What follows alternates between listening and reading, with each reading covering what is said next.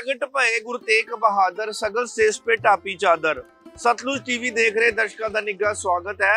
मैं जसनीत सिंह हाजिर हाँ सिख इतिहास ਦੀਆਂ ਝਲਕਾਂ प्रोग्राम लैके। ਅਸੀਂ ਅੱਜ ਮੌਜੂਦ ਹਾਂ ਸੈਂਟਰਲ ਦਿੱਲੀ ਦੇ ਵਿੱਚ ਗੁਰਦੁਆਰਾ ਰਕਾਬਗੰਜ ਸਾਹਿਬ ਦੇ ਵਿੱਚ, ਜਿੱਥੇ ਤੁਹਾਨੂੰ ਅਸੀਂ ਅੱਜ ਦਰਸ਼ਨ ਕਰਾਵਾਂਗੇ ਗੁਰਦੁਆਰਾ ਸਾਹਿਬ ਦੇ। ਤੇ ਅੱਜ ਇੱਥੇ ਗੁਰਦੁਆਰਾ ਦੇ ਇਤਿਹਾਸ ਬਾਰੇ ਜਾਣੂ ਕਰਾਵਾਂਗੇ, ਕਿਵੇਂ ਭਾਈ ਲੱਖੀ ਸ਼ਾਹ ਵਣਜਾਰਾ ਵੱਲੋਂ ਗੁਰੂ ਤੇਗ ਬਹਾਦਰ ਸਾਹਿਬ ਦੀ ਸ਼ਹਾਦਤ ਤੋਂ ਬਾਅਦ ਇੱਥੇ ਉਹਨਾਂ ਦਾ ਤੜ ਲਿਆ ਕੇ ਸੰਸਕਾਰ ਕੀਤਾ ਗਿਆ। ਤੇ ਤੁਹਾਨੂੰ ਗੁਰਦੁਆਰਾ ਸਾਹਿਬ ਦੇ ਦਰਸ਼ਨ ਕਰਾਵਾਂਗੇ ਤੇ ਇਤਿਹਾਸ ਨਾਲ ਜਾਣੂ ਕਰਾਵਾਂਗੇ।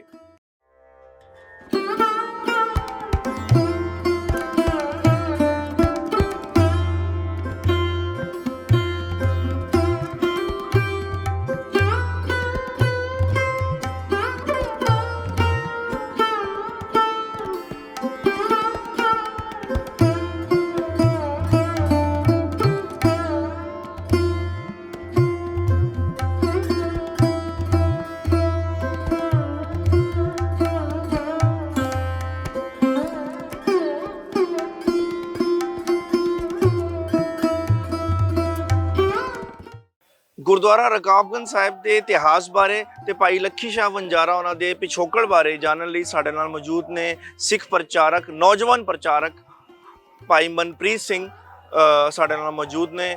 ਆਓ ਪਹਿਲਾਂ ਉਹਨਾਂ ਦਾ ਸਵਾਗਤ ਕਰਦੇ ਹਾਂ। ਡਾਕਟਰ ਸਾਹਿਬ ਤੁਹਾਡਾ ਬਹੁਤ ਬਹੁਤ ਸਵਾਗਤ ਹੈ। ਸਭ ਤੋਂ ਪਹਿਲਾਂ ਵਾਹਿਗੁਰੂ ਜੀ ਕਾ ਖਾਲਸਾ ਵਾਹਿਗੁਰੂ ਜੀ ਕੀ ਫਤਿਹ। ਡਾਕਟਰ ਸਾਹਿਬ ਸਾਨੂੰ ਪਹਿਲਾਂ ਇਹ ਦੱਸੋ ਕਿ ਆਪਾਂ ਜਿਸ ਮੁਕੱਦਸ ਸਥਾਨ ਤੇ ਖੜੇ ਹਾਂ, ਗੁਰੂ ਸਾਹਿਬ ਦੇ ਸੀਸ ਗੰਜ ਸਾਹਿਬ ਵਿੱਚ ਉੱਥੇ ਗੁਰੂ ਸਾਹਿਬ ਦੀ ਸ਼ਹੀਦੀ ਹੁੰਦੀ ਹੈ, ਉੱਥੋਂ ਤੋਂ ਲੈ ਕੇ ਇੱਥੇ ਤੱਕ ਦਾ ਜਿਹੜਾ ਸਫ਼ਰ ਹੈਗਾ, ਸਾਨੂੰ ਸਾਡੇ ਸਰੋਤਿਆਂ ਨੂੰ ਸੰਗਤ ਨੂੰ ਉਸ ਦੇ ਬਾਰੇ ਥੋੜਾ ਚਾਨਣ ਪਾਓ। ਸਾਧ ਸੰਗਤ ਜੀ, ਜਿਸ ਮੁਕੱਦਸ ਸਥਾਨ ਦੇ ਆਪ ਦਰਸ਼ਨ ਕਰ ਰਹੇ ਹੋ ਔਰ ਜਿਹੜੇ ਸਥਾਨ ਨੂੰ ਅਸੀਂ ਗੁਰਦੁਆਰਾ ਰਕਾਬਗੰਜ ਸਾਹਿਬ ਕਹਿੰਦੇ ਹਾਂ, ਸਿੱਖ ਇਤਿਹਾਸ ਦੇ ਵਿੱਚ ਔਰ ਇਸ ਧਰਤੀ ਦੇ ਪੁਰਾਤਨ ਇਤਿਹਾਸ ਦੇ ਵਿੱਚ ਇਹ ਜ਼ਿਕਰ ਹੈ ਕਿ ਇੱਥੇ ਕਦੀ ਸ਼ਾਹੀ ਫੌਜਾਂ ਦੇ ਘੋੜੇ ਦੀਆਂ ਰਕਾਬਾਂ ਬਣਦੀਆਂ ਸਨ ਤੇ ਉਸ ਰਕਾਬਾਂ ਦੇ ਕਰਕੇ ਇਸ ਥਾਂ ਦਾ ਨਾਮ, ਇਸ ਪਿੰਡ ਦਾ ਨਾਮ ਰਕਾਬਗੰਜ ਬਹੁਤ ਜ਼ਿਆਦਾ ਮਸ਼ਹੂਰ ਸੀ। ਠੀਕ ਹੈ। ਔਰ ਨਾਲ ਇਹ ਸਾਰਾ ਇਲਾਕਾ ਰਾਇਸੀਨਾ ਦੀਆਂ ਪਹਾੜੀਆਂ ਔਰ ਇਹ ਸਾਰਾ ਇਲਾਕਾ ਨਾ ਵਣਜਾਰਿਆਂ ਦੀ ਕਲੋਨੀਆਂ ਸਨ, ਪਿੰਡ ਸਨ। ਤੇ ਔਰ ਇੱਥੇ ਬਹੁਤ ਵੱਡੇ ਠੇਕੇਦਾਰ, ਜਿਹੜੇ ਸ਼ਾਹੀ ਠੇਕੇਦਾਰ ਸਨ, ਜਿਨ੍ਹਾਂ ਨੂੰ ਅਸੀਂ ਲੱਖੀ ਸ਼ਾਹ ਵਣਜਾਰਾ ਜੀ ਸਤਿਕਾਰ ਨਾਲ ਆਖਦੇ ਹਾਂ। ਠੀਕ ਹੈ। ਸੋ ਇਹ ਇੱਥੇ ਦੇ ਮੋਤਬਾਰ ਸੱਜਣ ਸਨ ਔਰ ਉਹਨਾਂ ਦਾ ਬੜਾ ਅਸਰ ਰਸੂਖ ਸੀ। ਇਸ ਧਰਤੀ ਦੇ ਉਹ ਮਾਲਕ ਸਨ ਤੇ ਨਾਲ ਸ਼ਾਹੀ ਦਰਬਾਰਾਂ ਦੇ ਵਿੱਚ ਉਹਨਾਂ ਦੀ ਬਹੁਤ ਪਹੁੰਚ ਸੀ, ਕਿਉਂਕਿ ਠੇਕੇਦਾਰ ਸਨ। ਠੀਕ ਹੈ। ਔਰ ਸਿੱਖ ਇਤਿਹਾਸ ਦੇ ਵਿੱਚ ਇਸ ਗੱਲ ਦਾ ਜ਼ਿਕਰ ਹੈ ਕਿ 550 ਤੋਂ ਵੱਧ ਉਹਨਾਂ ਦੇ ਗੱਡੇ ਚੱਲਦੇ ਸਨ ਸ਼ਾਹੀ ਦਰਬਾਰਾਂ ਦੇ ਵਿੱਚ, ਜਿੰਨਾ ਵੀ ਜਿਹਨੂੰ ਅੱਜ ਦੇ ਸਮੇਂ ਵਿੱਚ ਅਸੀਂ ਇੰਪੋਰਟ ਐਕਸਪੋਰਟ ਕਹਿੰਦੇ ਹਾਂ। ਮਤਲਬ ਕਹਿ ਸਕਦੇ ਹਾਂ ਉਸ ਸਮੇਂ ਦੇ ਬੜੇ ਵੱਡੇ ਐਕਸਪੋਰਟਰ ਸੀ। ਬਹੁਤ ਵੱਡੇ ਐਕਸਪੋਰਟਰ ਸਨ। ਜਿਹੜਾ ਤੁਸੀਂ ਸਵਾਲ ਕੀਤਾ ਕਿ ਉਹ ਸਫ਼ਰ ਅਸੀਂ ਕਿਸ ਰੂਪ ਦੇ ਵਿੱਚ ਬਿਆਨ ਕਰ ਸਕਦੇ ਹਾਂ ਕਿ ਜਦ ਗੁਰੂ ਤੇਗ ਬਹਾਦਰ ਸਾਹਿਬ ਜੀ ਦਾ ਧੜ ਸੀਸਗੰਜ ਸਾਹਿਬ, ਜਿਹੜਾ ਇੱਥੋਂ 9 ਮੀਲ ਦੀ ਦੂਰੀ ਤੇ ਹੈ, ਉੱਥੋਂ ਗੁਰੂ ਤੇਗ ਬਹਾਦਰ ਸਾਹਿਬ ਦਾ ਧੜ ਇੱਥੇ ਕਿਵੇਂ ਆਇਆ? ਹਾਂਜੀ। 10 ਨਵੰਬਰ 1675, ਇਹ 10, 11, 12 ਇਹ 3 ਤਰੀਕਾਂ ਜਿਹੜੀਆਂ ਨੇ ਨਾ, ਗੁਰੂ ਤੇਗ ਬਹਾਦਰ ਸਾਹਿਬ ਮਹਾਰਾਜ ਜੀ ਦੀ ਸ਼ਹਾਦਤ ਹੋਈ ਔਰ ਉੱਥੇ ਸ਼ਾਹੀ ਫਰਮਾਨ ਇਹ ਜਾਰੀ ਹੋਇਆ ਕਿ ਗੁਰੂ ਤੇਗ ਬਹਾਦਰ ਸਾਹਿਬ ਦੇ ਨਾਲ ਜਿਹੜੇ ਸਿੰਘ ਸ਼ਹੀਦ ਕੀਤੇ ਨੇ, ਇਹਨਾਂ ਦੇ ਸਰੀਰਾਂ ਨੂੰ ਕੋਈ ਹੱਥ ਨਹੀਂ ਲਗਾ ਸਕੇਗਾ। ਔਰ ਇਹ ਡਰਾਵਾ ਵੀ ਦਿੱਤਾ ਗਿਆ ਗੁਰੂ ਤੇਗ ਬਹਾਦਰ ਸਾਹਿਬ ਨੂੰ। ਪਹਿਲਾਂ ਸਿੰਘਾਂ ਦੀ ਸ਼ਹਾਦਤ ਕੀਤੀ ਗਈ, ਭਾਈ ਮਤੀ ਦਾਸ, ਭਾਈ ਸਤੀ ਦਾਸ, ਭਾਈ ਦਿਆਲਾ ਜੀ। ਉਹਨਾਂ ਤੋਂ ਬਾਅਦ ਗੁਰੂ ਤੇਗ ਬਹਾਦਰ ਸਾਹਿਬ ਮਹਾਰਾਜ ਜੀ ਨੂੰ ਸ਼ਹੀਦ ਕੀਤਾ ਗਿਆ। ਔਰ ਗੁਰੂ ਤੇਗ ਬਹਾਦਰ ਸਾਹਿਬ ਜੀ ਨੇ ਔਰੰਗਜ਼ੇਬ ਵੱਲ ਇਸ਼ਾਰਾ ਕਰਕੇ ਕਿਹਾ ਕਿ ਮੈਨੂੰ ਕੀ ਡਰਾਏਂਗਾ ਤੂੰ ਤੇਗ ਤੋਂ, ਕਿਉਂਕਿ ਮੇਰਾ ਨਾਮ ਤੇਗ ਬਹਾਦਰ ਹੈ। ਮੈਂ ਵੀ ਤੇਗ ਹਾਂ ਤੇ ਕੱਢ ਲੈ ਤੇਗ ਤੂੰ ਵੀ, ਪਰਖ ਲੈ ਇੱਕ ਨਹੀਂ 100 ਤੇਗਾਂ। ਮੈਨੂੰ ਲਕਬ ਤੇਗ ਬਹਾਦਰੀ ਦਾ ਮੇਰੇ ਸਾਹਮਣੇ ਨਹੀਂ ਸਕਦੀਆਂ ਹੋ ਤੇਗਾਂ। ਮੈਂ ਤਾਂ ਜੰਮਦਿਆਂ ਤੇਗਾਂ ਦੀ ਛਾਂ ਮਾਣੀ, ਜਦੋਂ ਦੇਖੀ ਆਪਣੇ ਪਿਤਾ ਦੀਆਂ 2 ਤੇਗਾਂ। ਉਹ ਦੇਖੀ ਮੇਰੇ ਪਿਤਾ ਦੀ ਅਣਖ ਬਹਾਦਰੀ ਤੇ ਪਰਖਦਾ ਰਿਹਾ ਤੇਰਾ ਪਿਓ ਤੇਗਾਂ। ਉਹ ਦੇਖੀ ਆਉਂਦੇ ਜਹਾਨ ਅੰਦਰ ਮੇਰੇ ਪੁੱਤਰ ਨੇ ਵਾਉਣੀਆਂ ਉਹ ਤੇਗਾਂ। ਉਹਦੀ ਤੇਗ ਵਿੱਚੋਂ ਜਿਹੜੀ ਤੇਗ ਨਿਕਲੂ, ਲੱਖਾਂ ਲੈਣਗੀਆਂ ਤੇਰੀਆਂ ਖੋ ਤੇਗਾਂ। ਸੋ ਗੁਰੂ ਤੇਗ ਬਹਾਦਰ ਸਾਹਿਬ ਦੀ ਸ਼ਹਾਦਤ ਧਰਮ ਦੀ ਆਜ਼ਾਦੀ ਦੇ ਲਈ ਸ਼ਹਾਦਤ ਹੈ। ਤੇ ਉੱਥੇ ਉਸ ਵੇਲੇ ਕਸ਼ਮੀਰੀ ਪੰਡਤ ਆਏ, ਜੇ ਮੁਸਲਮਾਨ ਵੀ ਆਉਂਦੇ, ਸੁੰਨੀ ਮੁਸਲਮਾਨਾਂ ਤੋਂ ਪਰੇਸ਼ਾਨ ਜੇ ਸ਼ੀਆ ਵੀ ਆਉਂਦੇ, ਤੇ ਗੁਰੂ ਤੇਗ ਬਹਾਦਰ ਸਾਹਿਬ ਉਹਨਾਂ ਦੇ ਧਰਮ ਨੂੰ ਵੀ ਬਚਾਉਣ ਲਈ ਸ਼ਹਾਦਤ ਦਾ ਜਾਮ ਪੀਣ ਵਾਸਤੇ ਤੁਰ ਪੈਂਦੇ। ਤਾਂ ਹੀ ਅਸੀਂ ਉਹਨਾਂ ਨੂੰ ਸ੍ਰਿਸ਼ਟੀ ਦੀ ਚਾਦਰ ਕਹਿੰਦੇ ਆ, ਧਰਮ ਦੀ ਚਾਦਰ ਕਹਿੰਦੇ ਆ, ਨਾ ਕਿ ਕਿਸੇ ਪਾਰਟਿਕੂਲਰ ਰਿਲੀਜਨ ਵਾਸਤੇ। ਬਿਲਕੁਲ ਠੀਕ ਪਰ ਇਹ ਹੈ ਕਿ ਉਸ ਵੇਲੇ ਉੱਥੇ ਕਸ਼ਮੀਰੀ ਪੰਡਤ ਆਏ, ਗੁਰੂ ਤੇਗ ਬਹਾਦਰ ਸਾਹਿਬ ਮਹਾਰਾਜ ਜੀ ਨੇ ਉਹਨਾਂ ਦੀ ਬਾਂਹ ਫੜੀ ਤੇ ਇਹ ਕਿਹਾ, ਜਾਓ ਬੱਚਿਓ ਘਰ ਜਾਓ, ਸਿਰ ਦੇ ਕੇ 7 ਬਚਾਵਾਂਗਾ ਮੈਂ। इस बुझरे भारत देश के दीवे अंदर तेल अपने लहू का पावांगा मैं, पाया तेल देश दियां जड़ां विच, ताइयों अज भारत वर्ष का बाग फल रहा है। अज भी हिंदू मंदिरां के दीवियां अंदर लहू गुरु तेग बहादुर साहब का बल रहा है। सतगुरु गुरु तेग बहादुर साहब महाराज जी दे जिस वेले पावन शरीर के उत्ते तशद्दद किए गए, महाराज जी नूं शहीद किया गया, सीस वखरा ते धड़ वखरा। और उस वेले हर इतिहासकार कहता है, हर लिखारी कहता है, जे तुसी अज दिल्ली के इतिहास दीयां किताबां चको और जां डॉक्टर तरलोचन सिंह नूं पढ़ो या होर जिन्ने इतिहासकार पढ़ो, गंडा सिंह पढ़ो, उस वेले हनेरी आई, कल्ले काले बदल छा गए और मिट्टी धूड़ उड़ पई, क्योंकि कुदरत ने भी इस गल नूं ना बर्दाश्त किया कि एक कहर होया इस धरती के उत्ते, कि इन्नी बंदगी वाला लहू डुल पिया। कई इतिहासकार ये भी कहते हैं कि हो सकता है गुरु गोबिंद सिंह साहब महाराज जी ने ही भाई जेता जी नूं हाँ जी आनंदपुर साहब तो भेजिया होए, जाओ पिता जी की खबर लैके आओ। हाँ जी। पर जब उत्थे देखा ये कारा वापर गया तो भाई जेता, क्योंकि रस्ते दे विच सारा आउणा, गुरु तेग बहादुर साहब जी के सीस नूं दिल्ली तो लैके आनंदपुर साहब तक पहुँचना, रस्ते दे ठहराव, ਸਿੰਘਾਂ ਦੀ ਸਾਰੀਆਂ ਥਾਵਾਂ ਦਾ ਜੇ ਜਾਣਕਾਰੀ, ਇਹਦਾ ਮਤਲਬ ਤਿਆਰੀ ਸੀਗੀ ਭਾਈ ਜੈਤਾ ਜੀ ਦੀ ਇਸ ਗੱਲ ਪਿੱਛੇ, ਗੁਰੂ ਗੋਬਿੰਦ ਸਿੰਘ ਸਾਹਿਬ ਮਹਾਰਾਜ ਜੀ ਨੇ ਹੀ ਭੇਜਿਆ ਹੋ ਸਕਦਾ। ਤੇ ਨਾਲ ਜਿਹੜੇ ਇੱਥੇ ਲੱਖੀ ਸ਼ਾਹ ਬਣਜਾਰਾ ਸਨ, ਕਿਉਂਕਿ ਉਹ ਸਖਤ ਪਹਿਰਾ ਲੱਗ ਗਿਆ ਸੀ, ਕਿਸੇ ਨੂੰ ਇਹ ਸੀ ਕਿ ਕੋਈ ਹੱਥ ਨਹੀਂ ਲਾ ਸਕਦਾ। ਔਰ ਇਹ ਵੀ ਕਿਹਾ ਗਿਆ ਕਿ 4 ਟੁਕੜੇ ਕਰਕੇ ਗੁਰੂ ਤੇਗ ਬਹਾਦਰ ਸਾਹਿਬ ਜੀ ਦੇ ਸਰੀਰ ਦੇ ਚਾਰੋਂ ਦਿਸ਼ਾਵਾਂ ਵਿੱਚ, ਦਿੱਲੀ ਦੇ ਜਿਹੜੇ 4 ਗੇਟ ਹੈਗੇ ਚਾਰਾਂ ਚ ਲਟਕਾਓ, ਤਾਂ ਕਿ ਦਹਿਸ਼ਤ ਦਾ ਮਾਹੌਲ ਬਣੇ ਕਿ ਅੱਜ ਤੋਂ ਬਾਅਦ ਕੋਈ ਸਾਡੀ ਸਲਤਨਤ ਦੇ ਖਿਲਾਫ ਆਵਾਜ਼ ਨਾ ਚੱਕ ਸਕੇ। ਪਰ ਸਤਿਗੁਰੂ ਗੁਰੂ ਤੇਗ ਬਹਾਦਰ ਸਾਹਿਬ ਮਹਾਰਾਜ ਜੀ ਦੇ ਸਿੱਖ, ਗੁਰੂ ਦੇ ਸਿੱਖ ਭਾਈ ਲੱਖੀ ਸ਼ਾਹ ਬਣਜਾਰਾ ਉਸ ਵੇਲੇ ਲਾਲ ਕਿਲੇ ਵਿੱਚੋਂ ਆਪਣੇ ਗੱਡਿਆਂ ਦਾ ਟਾਂਡਾ ਵੀ ਕਹਿ ਦਈਏ ਕਾਫਲਾ ਲੈ ਕੇ ਨਿਕਲੇ, ਔਰ ਹਨੇਰੀ ਵੀ ਸੀ ਤੇ ਗੱਡਿਆਂ ਦੀ ਧੂੜ ਵੀ ਉੱਡੀ। ਤੇ ਉਸ ਵੇਲੇ ਜਿਹੜੀ ਫੌਜ ਸੀ ਉਸ ਉੱਥੇ ਲੱਗੇ ਹੋਏ ਸੀ ਸਿਪਾਹੀ, ਉਹ ਸਾਰੇ ਆਪਣੀ ਛੱਤਾਂ ਥੱਲੇ ਵੜ ਗਏ। ਜਦੋਂ ਬਹੁਤ ਸਾਰਾ ਟਾਂਡਾ ਆਇਆ ਤਾਂ ਇੱਕਦਮ ਹੜਕੰਬ ਮਚ ਗਿਆ, ਹੜਕੰਬ ਮਚ ਗਿਆ।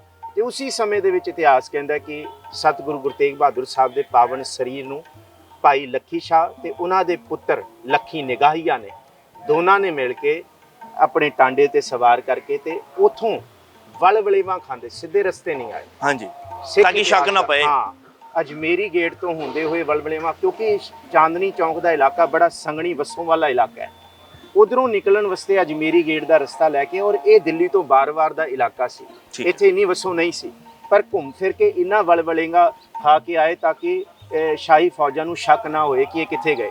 ਅਜਮੇਰੀ ਗੇਟ ਵਾਲੇ ਪਾਸਿਓਂ ਹੋ ਕੇ, ਬਾਹਰੋਂ ਵੱਲ ਹੋ ਕੇ, ਤੇ ਫਿਰ ਜਦ ਇੱਥੇ ਪਹੁੰਚੇ, ਇੱਥੇ ਸਲਾਹ ਕੀਤੀ ਜੇ ਖੁੱਲੇ ਥਾਂ ਦੇ ਉੱਤੇ ਗੁਰੂ ਤੇਗ ਬਹਾਦਰ ਸਾਹਿਬ ਦਾ ਸੰਸਕਾਰ ਕੀਤਾ ਗਿਆ ਤੇ ਫਿਰ ਹੁਣੇ ਤੇ ਥੋੜੇ ਸਮੇਂ ਬਾਅਦ ਹੋ ਸਕਦਾ ਹੈ ਸ਼ਾਹੀ ਫੌਜਾਂ ਆ ਜਾਣ ਤੇ ਇਹ ਕਾਰਜ ਦੇ ਵਿੱਚ ਵਿਘਨ ਪੈ ਜਾਏ। ਫਿਰ ਲੱਖੀ ਸ਼ਾਹ ਬਣਜਾਰੇ ਦੇ ਅੰਦਰ ਦੀ ਭਾਵਨਾ ਦੇਖੋ, ਉਹਨੇ ਆਪਣੇ ਘਰ ਵਿੱਚੋਂ, ਜਿਹੜਾ ਇਹ ਥਾਂ ਦੇਖ ਰਹੇ ਹੋ ਤੁਸੀਂ, ਇਹ ਲੱਖੀ ਸ਼ਾਹ ਬਣਜਾਰੇ ਹੋਰਾਂ ਦਾ ਘਰ ਸੀ, ਇਹ ਸਾਰਾ ਪਿੰਡ ਵਸਿਆ ਸੀ। ਹਾਂਜੀ, ਬੜੀ ਸੰਘਣੀ ਆਬਾਦੀ ਸੀ। ਹਾਂਜੀ ਹਾਂਜੀ, ਜਿਹੜਾ ਤੁਸੀਂ ਆਹ ਦੇਖੋ ਪਾਰਲੀਮੈਂਟ ਹੈ ਸਾਹਮਣੇ। ਹਾਂਜੀ ਹਾਂਜੀ, ਠੀਕ ਹੈ, ਨਾਲ ਇੱਥੇ ਰਾਸ਼ਟਰਪਤੀ ਭਵਨ ਇੱਥੇ ਹੈ, ਇੱਥੇ ਸਾਊਥ ਤੇ ਨਾਰਥ ਦੋਨੋਂ ਭਵਨ ਇੱਥੇ ਨੇ, ਦੋਨੋਂ ਥਾਵਾਂ ਨੇ। ਔਰ ਇੰਡੀਆ ਗੇਟ ਦੇ ਇਲਾਕੇ ਤੇ ਇੱਥੇ ਪਿੱਛੇ ਮਾਲਚਾ ਮਾਰਗ ਜਿਹੜਾ ਅਸੀਂ ਕਹਿੰਦੇ ਆ, ਹਾਂਜੀ, ਮਾਲਚਾ ਮਾਰਗ ਦੇ ਵਿੱਚ ਕੋਠੀ ਵੀ ਬਣੀ ਹੋਈ ਹੈ, ਮਹਿਲ ਹੈਗਾ ਉਹਨਾਂ ਦਾ, ਮਹਿਲ ਹੈਗਾ। ਔਰ ਉਹ ਕਿੱਥੇ ਨਾ ਕਿੱਥੇ ਸਰਕਾਰੀ ਕਾਗਜ਼ਾਂ ਦੇ ਵਿੱਚ ਹਜੇ ਵੀ ਬੋਲਦਾ ਹੈ ਕਿ ਉਸ ਮਹਿਲ ਦੀ ਜਿਹੜੀ ਮਲਕੀਅਤ ਹੈ ਲੱਖੀ ਸ਼ਾਹ ਬਣਜਾਰਿਆਂ ਦੀ ਹੀ ਹੈ। ਇਵਨ ਕਈ ਖੂਹਾਂ ਦੇ ਉੱਤੇ ਵੀ ਲਿਖਿਆ ਹੈ ਲੱਖੀ ਸ਼ਾਹ ਬਣਜਾਰਾ ਉਹਨਾਂ ਦਾ ਖੂਹ ਹੈਗਾ। ਬਿਲਕੁਲ, ਔਰ ਉਸ ਥਾਂ ਤੇ ਵੀ ਅਸੀਂ ਗਏ, ਸ਼੍ਰੋਮਣੀ ਕਮੇਟੀ ਨੂੰ ਕਿਸੇ ਨੇ ਚਿੱਠੀ ਵੀ ਪਾਈ ਸੀ। ਠੀਕ ਹੈ, 2020 ਦੇ ਵਿੱਚ। ਆਪਾਂ ਇਤਿਹਾਸ ਵੱਲ ਆਈਏ। ਹਾਂਜੀ ਹਾਂਜੀ, ਤੇ ਉਸ ਤੋਂ ਬਾਅਦ ਜਦੋਂ ਗੱਡੇ ਲੈ ਕੇ ਜਦੋਂ ਇੱਥੇ ਪਹੁੰਚੇ ਤੇ ਫਿਰ ਉਸ ਤੋਂ ਬਾਅਦ ਕੀ ਹੋਇਆ? ਜਦ ਗੱਡੇ ਲੈ ਕੇ ਇੱਥੇ ਪਹੁੰਚੇ ਤੇ ਫਿਰ ਫੈਸਲਾ ਹੋਇਆ ਕਿ ਅਸੀਂ ਬਾਹਰ ਸੰਸਕਾਰ ਨਹੀਂ ਕਰਾਂਗੇ, ਅਸੀਂ ਸੰਸਕਾਰ ਆਪਣੇ ਘਰ ਵਿੱਚ ਹੀ ਕਰਾਂਗੇ। ਫਿਰ ਲੱਖੀ ਸ਼ਾਹ ਬਣਜਾਰਿਆਂ ਨੇ ਲੱਕੜਾਂ ਇਕੱਠੀਆਂ ਕੀਤੀਆਂ, ਜਿੰਨੀ ਚੰਦਨ ਦੀ ਲੱਕੜਾਂ ਹੋ ਸਕੀਆਂ ਉਹ ਇਕੱਠੀਆਂ ਕਰਕੇ ਬੜੀ ਪਾਵਨ ਧੜ ਦਾ ਬੜੇ ਸਤਿਕਾਰ ਦੇ ਨਾਲ ਸਤਿਗੁਰੂ ਜੀ ਦਾ ਉੱਥੇ ਆਪਣੇ ਘਰ ਦੇ ਵਿੱਚ ਹੀ ਉਹਨਾਂ ਨੇ ਲਾਂਬੂ ਲਾ ਕੇ, ਘਰ ਨੂੰ ਹੀ ਅੱਗ ਲਾ ਕੇ ਸਤਿਗੁਰੂ ਜੀ ਦੀ ਪਾਵਨ ਦੇਹ ਦਾ ਸੰਸਕਾਰ ਕੀਤਾ, ਜੋ ਬਿਨਾਂ ਸੀਸ ਤੋਂ ਸੀ, ਔਰ ਸੀਸ ਅਨੰਦਪੁਰ ਸਾਹਿਬ ਦੀ ਧਰਤੀ ਤੇ ਪਹੁੰਚ ਗਿਆ ਸੀ। ਸੋ ਇੱਥੇ ਦਾ ਇਤਿਹਾਸ ਇਹ ਬੋਲਦਾ ਹੈ ਕਿ ਫਿਰ ਸੰਸਕਾਰ ਕਰਨ ਤੋਂ ਬਾਅਦ ਜਦ ਫੁੱਲ ਠੰਡੇ ਹੋ ਗਏ, ਉਹਨਾਂ ਨੂੰ ਇੱਕ ਕਲਸ਼ ਦੇ ਵਿੱਚ ਪਾ ਕੇ, ਬੰਦ ਕਰਕੇ, ਢੱਕ ਕੇ, ਇਸੀ ਧਰਤੀ ਦੇ ਵਿੱਚ ਟੋਆ ਪੱਟ ਕੇ ਲੱਖੀ ਸ਼ਾਹ ਹੋਰਾਂ ਨੇ ਦੱਬ ਦਿੱਤਾ ਸੀ। ਔਰ ਸਰਕਾਰ ਨੂੰ ਸੂਹ ਤੱਕ ਨਹੀਂ ਮਿਲੀ ਕਿ ਸੀਸ ਤੇ ਧੜ ਲੈ ਕੌਣ ਗਿਆ। ਉਥੇ ਆਫਤ ਮਚ ਗਈ ਕਿ ਇਹ ਹੋਇਆ ਕੀ, ਇਹ ਕੀ ਚਮਤਕਾਰ, ਕੀ ਕਰਾਮਾਤ, ਕੀ ਕਹੀਏ ਇਹਨੂੰ, ਇਹ ਕੀ ਕਲਾ ਵਰਤੀ ਕਿ ਨਾ ਸੀਸ ਲੱਭਿਆ ਨਾ ਧੜ ਲੱਭਿਆ। ਸੋ ਬਹੁਤ ਸਮੇਂ ਬਾਅਦ ਸਰਕਾਰਾਂ ਨੂੰ ਜਦ ਇਹ ਪਤਾ ਲੱਗਿਆ ਇੱਥੇ ਗੁਰੂ ਤੇਗ ਬਹਾਦਰ ਸਾਹਿਬ ਦਾ ਸੰਸਕਾਰ ਹੋਇਆ, ਇਹ ਸਾਰਾ ਇਲਾਕਾ ਰਾਇਸੀਨਾ ਤੋਂ ਲੈ ਕੇ ਰਕਾਬਗੰਜ, ਇਹਨੂੰ ਸਰਕਾਰ ਨੇ ਉਜਾੜਨ ਦਾ, ਉਸ ਵੇਲੇ ਦੇ ਬਾਦਸ਼ਾਹ ਔਰੰਗਜ਼ੇਬ ਨੇ ਉਜਾੜਨ ਦਾ ਸੰਮਨ ਫਰਮਾਨ ਜਾਰੀ ਕਰਤਾ। ਇੱਥੇ ਉਜਾੜਾ ਪੈਣ ਤੋਂ ਪਹਿਲਾਂ ਜਿਹੜੇ ਲੱਖੀ ਸ਼ਾਰੇ ਬੰਜਾਰਿਆਂ ਦੇ ਪਿੰਡ, ਰਿਸ਼ਤੇਦਾਰ, ਸਾਰੇ ਸਾਕ ਸੰਬੰਧੀ ਸਨ, ਇਹ ਦੋ ਭਾਗਾਂ ਵਿੱਚ ਵੰਡ ਗਏ। ਇੱਕ ਭਾਗ ਰਾਜਪੂਤਾਨੇ ਚਲਾ ਗਿਆ ਤੇ ਦੂਸਰਾ ਭਾਗ ਬਾਗਪਤ ਚਲਾ ਗਿਆ। ਇਹ ਲੱਖੀ ਸ਼ਾਹ ਬੰਜਾਰਿਆਂ ਦੇ ਹਜੇ ਵੀ ਦੋ ਜਿਹੜੇ ਹਿੱਸੇ ਨੇ ਨਾ, ਜੋ ਇਹਨਾਂ ਦੀਆਂ ਰਿਸ਼ਤੇਦਾਰੀਆਂ, ਜੋ ਪਰਿਵਾਰ, ਕੁਝ ਰਾਜਪੂਤਾਨੇ ਵਿੱਚ ਨੇ ਤੇ ਬਾਗਪਤ ਦੇ ਵਿੱਚ ਵੀ ਹਜੇ ਬੜੀ ਸੰਘਣੀ ਆਬਾਦੀ ਲੱਖੀ ਸ਼ਾਹ ਬੰਜਾਰਿਆਂ ਹੋਰਾਂ ਦੀ, ਬੰਜਾਰੇ ਸਿੱਖਾਂ ਦੀ ਹੈ। ਪਰ ਇਹ ਵੀ ਸੀ ਕਿ ਪਰ ਇਹ ਐਸਾ ਨਹੀਂ ਕਿ ਕੋਈ ਕਾਬੂ ਨਹੀਂ ਆਇਆ। ਲੱਖੀ ਸ਼ਾਹ ਬੰਜਾਰਿਆਂ ਦੇ ਬਹੁਤ ਪਰਿਵਾਰਕ ਮੈਂਬਰਾਂ ਨੇ ਇਸ ਗੁਰੂ ਤੇਗ ਬਹਾਦਰ ਸਾਹਿਬ ਮਹਾਰਾਜ ਜੀ ਦੇ ਪਾਵਨ ਸਥਾਨ ਪਿੱਛੇ ਸ਼ਹਾਦਤਾਂ ਦਿੱਤੀਆਂ, ਕਿਉਂਕਿ ਲੱਖੀ ਸ਼ਾਹ ਬੰਜਾਰੇ ਦਾ ਸੰਬੰਧ ਭਾਈ ਮਨੀ ਸਿੰਘ ਜੀ ਦੇ ਨਾਲ ਹੈ, ਭਾਈ ਦਿਆਲਾ ਜੀ ਦੇ ਨਾਲ ਹੈ। ਭਾਈ ਮਨੀ ਸਿੰਘ ਜੀ ਦੇ ਤੇ ਸਾਰੇ ਭਰਾ 12, ਕਿਉਂਕਿ ਭਰਾ ਸਨ, ਇੱਕ ਤੇ ਪਹਿਲੇ ਹੀ ਰੱਬ ਨੂੰ ਪਿਆਰੇ ਹੋ ਗਏ, ਬਾਕੀ 11 ਦੇ 11 ਭਰਾ ਭਾਈ ਮਨੀ ਸਿੰਘ ਦੇ ਪੁੱਤਰ ਜਿਹੜੇ ਵੀ ਨੇ, ਭਾਈ ਬਚਿੱਤਰ ਸਿੰਘ, ਭਾਈ ਉਹਦਾ, ਇਹ ਸਾਰੇ ਸ਼ਹੀਦ ਹੋਏ ਨੇ। ਭਾਈ ਬੱਲੂ, ਇਹ ਸਾਰੇ ਸ਼ਹੀਦ ਹੋਏ ਨੇ। ਕਿਹਨਾਂ ਦਾ ਜ਼ਿਕਰ ਕਹਿੰਦੇ 55 ਤੋਂ ਵੱਧ ਉਹਨਾਂ ਦੇ ਪਰਿਵਾਰ ਦੇ ਸ਼ਹੀਦ ਮੈਂਬਰ। ਤੇ ਲੱਖੀ ਸ਼ਾਹ ਬੰਜਾਰੇ ਤੇ ਭਾਈ ਮਨੀ ਸਿੰਘ ਦਾ ਸੰਬੰਧ ਜਿਹੜਾ ਸੀ, ਇਹ ਆਪਸ ਦੇ ਵਿੱਚ ਕੁੜਮਾਚਾਰੀ ਜਵਾਈ ਭਾਈ ਸਨ। ਜਿਹੜੇ ਭਾਈ ਮਨੀ ਸਿੰਘ ਸਨ ਉਹ ਲੱਖੀ ਸ਼ਾਹ ਬੰਜਾਰੇ ਦੇ ਜਵਾਈ ਸਨ। ਲੱਖੀ ਸ਼ਾਹ ਬੰਜਾਰੇ ਦੀ ਕੁੜੀ ਦੇ ਨਾਲ ਭਾਈ ਮਨੀ ਸਿੰਘ ਜੀ ਦਾ ਵਿਆਹ ਹੋਇਆ ਸੀ। ਕਹਿੰਦੇ ਜਿਵੇਂ ਤੁਸੀਂ ਦੱਸਿਆ ਕਿ ਗੁਰੂ ਸਾਹਿਬ ਦੇ ਜਿਹੜੇ ਫੁੱਲ ਸੀਗੇ, ਜਿਹੜੇ ਅੰਗੀਠਾ ਸੀਗਾ, ਉਹ ਫਿਰ ਇੱਥੇ ਹੀ ਇਸੇ ਸਥਾਨ ਤੇ ਦਬਾ ਦਿੱਤਾ ਗਿਆ ਸੀਗਾ। ਇਹਦਾ ਨਾ ਬੜਾ ਸੋਹਣਾ ਇਤਿਹਾਸ, ਹੋਰ ਜਿਹੜਾ ਅਸੀਂ ਅੱਖੋਂ ਓਲੇ ਕਰੀ ਬੈਠੇ ਹਾਂ। ਹਾਂਜੀ, ਜਦ ਇੱਥੇ ਕਲਸ਼ ਦਬਿਆ, ਹਾਂਜੀ, ਮਹਾਰਾਜ ਜੀ ਦੇ ਸਮੇਂ ਉਸ ਵੇਲੇ ਕੁਝ ਮੋਹਰਾਂ ਸਨ ਸੋਨੇ ਦੀਆਂ, ਤੇ ਮਹਾਰਾਜ ਜੀ ਦੇ ਸ਼ਸਤਰ ਸਨ, ਹੋਰ ਨਿਸ਼ਾਨੀਆਂ ਵੀ ਸਨ ਸਤਿਗੁਰੂ ਜੀ ਦੀਆਂ। ਠੀਕ ਹੈ। ਜਿਹੜੀਆਂ ਗੁਰੂ ਸਾਹਿਬ ਜੀ ਦੇ ਨਾਲ ਇੱਥੇ ਮੌਜੂਦ ਨੇ, ਜਿਹੜੀਆਂ ਦਬੀਆਂ ਗਈਆਂ ਕਲਸ਼ ਦੇ ਨਾਲ। ਸਿੱਕੇ ਵੀ ਸਨ ਤੇ ਮੋਹਰ ਵੀ ਸੀ ਤੇ ਤੇਗਾਂ ਵੀ ਸਨ। ਠੀਕ ਹੈ। ਸਤਿਗੁਰੂ ਗੁਰੂ ਗੋਬਿੰਦ ਸਿੰਘ ਸਾਹਿਬ ਮਹਾਰਾਜ ਜੀ ਨੂੰ 32 ਸਾਲਾਂ ਬਾਅਦ ਦਿੱਲੀ ਆਉਣ ਦਾ ਮੌਕਾ ਮਿਲਿਆ। ਠੀਕ ਹੈ। ਉਹ ਮੌਕਾ ਕਿਵੇਂ ਮਿਲਿਆ? ਬਹਾਦਰ ਸ਼ਾਹ ਗਿੜਗੜਾਇਆ ਗੁਰੂ ਗੋਬਿੰਦ ਸਿੰਘ ਸਾਹਿਬ ਜੀ ਦੇ ਚਰਨਾਂ 'ਚ ਕਿ ਸਤਿਗੁਰੂ ਜੀ, ਮੇਰੇ ਭਰਾਵਾਂ ਦੇ ਨਾਲ ਗੱਦੀ ਦੇ ਪਿੱਛੇ ਬਗਾਵਤ ਸ਼ੁਰੂ ਹੋ ਗਈ ਹੈ। ਜੇ ਇਸ ਧਰਤੀ ਤੇ ਕੋਈ ਮੈਨੂੰ ਤਖਤ ਦਿਵਾ ਸਕਦਾ ਹੈ ਤੇ ਇੱਕੋ ਇੱਕ ਘਰ ਹੈ ਗੁਰੂ ਨਾਨਕ ਸਾਹਿਬ ਦਾ, ਗੁਰੂ ਗੋਬਿੰਦ ਸਿੰਘ ਜੀ ਦਾ, ਉਹ ਮੈਨੂੰ ਦਿਵਾ ਸਕਦਾ ਹੈ। ਸੋ ਗੁਰੂ ਗੋਬਿੰਦ ਸਿੰਘ ਸਾਹਿਬ ਜੀ ਨੇ ਬਹਾਦਰ ਸ਼ਾਹ ਨੂੰ ਔਰੰਗਜ਼ੇਬ ਦੇ ਮਰਨ ਤੋਂ ਬਾਅਦ ਉਹਨੂੰ ਦੇਸ਼ ਦਾ ਬਾਦਸ਼ਾਹ ਬਣਾਇਆ, ਤਖਤ ਦਿਵਾਇਆ। ਫਿਰ ਔਰੰਗਜ਼ੇਬ ਦੇ ਬਾਅਦ ਬਹਾਦਰ ਸ਼ਾਹ ਨੇ ਗੁਰੂ ਗੋਬਿੰਦ ਸਿੰਘ ਸਾਹਿਬ ਨੂੰ ਬੜੇ ਸਤਿਕਾਰ ਨਾਲ ਇੱਥੇ ਬੁਲਾਇਆ। 2 ਮੀਟਿੰਗਸ ਹੋਈਆਂ, ਤੁਹਾਨੂੰ ਪਤਾ ਹੈ। ਮੋਤੀ ਬਾਗ ਸਤਿਗੁਰੂ ਜੀ ਗੁਰੂ ਗੋਬਿੰਦ ਸਿੰਘ ਸਾਹਿਬ ਪਹੁੰਚੇ ਸਨ। ਬਹਾਦਰ ਸ਼ਾਹ ਨੇ ਕਿਹਾ ਸੀ, ਮੈਂ ਥਾਂ ਦੱਸਾਂਗਾ, ਮੈਨੂੰ ਆ ਕੇ ਮਿਲੋ। ਗੁਰੂ ਗੋਬਿੰਦ ਸਿੰਘ ਸਾਹਿਬ ਮੋਤੀ ਬਾਗ ਤੋਂ ਤੀਰ ਚਲਾ ਕੇ ਕਹਿੰਦੇ ਆ, ਥਾਂ ਵੀ ਮੇਰਾ ਹੋਏਗਾ, ਸਮਾਂ ਵੀ ਮੇਰਾ ਹੋਏਗਾ, ਜਿੱਥੇ ਮੈਂ ਕਵਾਂਗਾ ਉੱਥੇ ਮੈਨੂੰ ਮਿਲ ਆ ਕੇ। ਠੀਕ ਹੈ। ਸੋ ਉਹ ਸਮਾਂ ਤੇ ਥਾਂ ਜਿਹੜਾ ਸੀ, ਉਹ ਗੁਰਦੁਆਰਾ ਦਮਦਮਾ ਸਾਹਿਬ, ਬਿਲਕੁਲ ਆਈਸੋਲੇਟਿਡ ਇਲਾਕਾ ਹੈ। ਉੱਥੇ ਗੁਰੂ ਗੋਬਿੰਦ ਸਿੰਘ ਸਾਹਿਬ ਤੇ ਬਹਾਦਰ ਸ਼ਾਹ ਦੀਆਂ ਮੀਟਿੰਗਸ ਹੋਈਆਂ। ਠੀਕ ਹੈ। ਫਿਰ ਉਸ ਦੌਰਾਨ ਗੁਰੂ ਗੋਬਿੰਦ ਸਿੰਘ ਸਾਹਿਬ ਜੀ ਗੁਰੂ ਪਿਤਾ ਜੀ ਦੇ ਸਥਾਨਾਂ ਤੇ ਨਤਮਸਤਕ ਹੋਣ ਆ ਗਏ। ਗੁਰੂ ਗੋਬਿੰਦ ਸਿੰਘ ਸਾਹਿਬ ਜੀ ਮਹਾਰਾਜ, ਗੁਰੂ ਤੇਗ ਬਹਾਦਰ ਸਾਹਿਬ ਜੀ ਦੀ ਸ਼ਹਾਦਤ ਹੋਈ ਹੈ 1675। 1681 6 ਸਾਲਾਂ ਬਾਅਦ ਭੱਟ ਵਈਆਂ ਕੇਸੋਂ ਭੱਟ ਨੇ ਇਹ ਲਿਖਿਆ, ਲੱਖੀ ਸ਼ਾਹ ਬੰਜਾਰਾ ਤੇ ਉਹਦਾ ਪੁੱਤਰ ਨਗਾਹੀਆ, ਇਹਨਾਂ ਦੋਨਾਂ ਨੇ ਸਤਿਗੁਰੂ ਜੀ ਦੇ ਪਾਵਨ ਧੜ ਦਾ ਸੰਸਕਾਰ ਕੀਤਾ। ਉੱਥੋਂ ਇਹ ਜ਼ਿਕਰ ਮਿਲਦਾ ਹੈ, ਸਤਿਗੁਰੂ ਗੁਰੂ ਗੋਬਿੰਦ ਸਿੰਘ ਸਾਹਿਬ ਜੀ 1707 ਵਿੱਚ ਦਿੱਲੀ ਆਏ। ਸੀਸਗੰਜ ਸਾਹਿਬ ਸਜਦਾ ਕੀਤਾ, ਜਿੱਥੇ ਸਤਿਗੁਰੂ ਜੀ ਦਾ ਤੇ ਸਿੱਖਾਂ ਦੀ ਸ਼ਹਾਦਤ ਹੋਈ। ਉਸ ਥਾਂ ਦੀ ਸਤਿਗੁਰੂ ਜੀ ਨੇ ਨਿਸ਼ਾਨਦੇਹੀ ਕੀਤੀ। ਫਿਰ ਗੁਰੂ ਗੋਬਿੰਦ ਸਿੰਘ ਸਾਹਿਬ ਜੀ ਇਸ ਥਾਂ ਤੇ ਆਏ। ਫਿਰ ਇੱਥੇ ਉਹਨਾਂ ਨੇ ਨਿਸ਼ਾਨਦੇਹੀ ਕੀਤੀ ਹੈ। ਇੱਥੇ ਸਤਿਗੁਰੂ ਜੀ ਨੇ, ਕਿਉਂਕਿ ਇਹ ਸਾਰਾ ਥੇ ਸੀ, ਇੱਥੇ ਇਮਾਰਤਾਂ ਢਹੀਆਂ ਹੋਈਆਂ ਸਨ, ਬਿਲਕੁਲ ਉਜਾੜਾ ਸੀ ਉਸ ਵੇਲੇ। ਠੀਕ ਹੈ। ਗੁਰੂ ਗੋਬਿੰਦ ਸਿੰਘ ਸਾਹਿਬ ਮਹਾਰਾਜ ਜੀ ਨੇ ਇੱਥੇ ਜਿਹੜੀਆਂ ਇਮਾਰਤਾਂ ਡਿੱਗੀਆਂ ਸਨ, ਆਪ ਇੱਥੇ ਫਿਰ ਪਟਵਾਇਆ ਗੁਰੂ ਗੋਬਿੰਦ ਸਿੰਘ ਸਾਹਿਬ ਜੀ ਨੇ। ਚੈੱਕ ਕੀਤਾ, ਉਹ ਗਾਗਰ ਦਿਸੀ, ਉਹ ਕਲਸ਼ ਦਿਸਿਆ। ਸਤਿਗੁਰੂ ਜੀ ਨੇ ਕਿਹਾ, ਬਸ ਮੋਹਰਾਂ ਦਿਸੀਆਂ, ਮੋਹਰਾਂ ਵੀ ਨਿਕਲੀਆਂ, ਸ਼ਸਤਰ ਵੀ ਨਿਕਲੇ। ਸਤਿਗੁਰੂ ਜੀ ਨੇ ਬਚਨ ਕੀਤਾ ਕਿ ਆਉਣ ਵਾਲੇ ਸਮੇਂ ਦੇ ਵਿੱਚ ਇੱਥੇ ਬੜੇ ਸੋਹਣੇ ਸਥਾਨ ਬਣਨਗੇ ਔਰ ਇਹ ਸਥਾਨ ਦੁਨੀਆ ਦੇ ਲੋਕ ਆ ਕੇ ਸਜਦਾ ਕਰਨਗੇ, ਪਿਤਾ ਗੁਰੂ ਦਾ ਸਥਾਨ ਹੈ। ਉੱਥੇ ਫਿਰ ਇੱਥੇ ਹੀ ਲੱਖੀ ਸ਼ਾਹ ਬੰਜਾਰੇ ਦੇ ਪਰਿਵਾਰ ਦਾ ਇੱਕ ਸਿਆਣਾ ਸੀ, ਕੋਈ ਬੰਜਾਰਾ ਸਿੱਖ। ਠੀਕ ਹੈ। ਉਹਨੂੰ ਸਤਿਗੁਰੂ ਜੀ ਸੇਵਾ ਦੇ ਕੇ ਗਏ ਸਨ। ਉਹਨੇ ਇਮਾਰਤ ਬਣਾਉਣੀ ਸ਼ੁਰੂ ਕੀਤੀ ਸੀ। ਛੋਟੀ ਇਮਾਰਤ ਇੱਥੇ ਗੁਰੂ ਗੋਬਿੰਦ ਸਿੰਘ ਸਾਹਿਬ ਜੀ ਦੇ ਸਮੇਂ ਬਣਾਈ ਗਈ। ਫਿਰ 1783 ਦਾ ਸਮਾਂ ਆਇਆ। ਠੀਕ ਹੈ।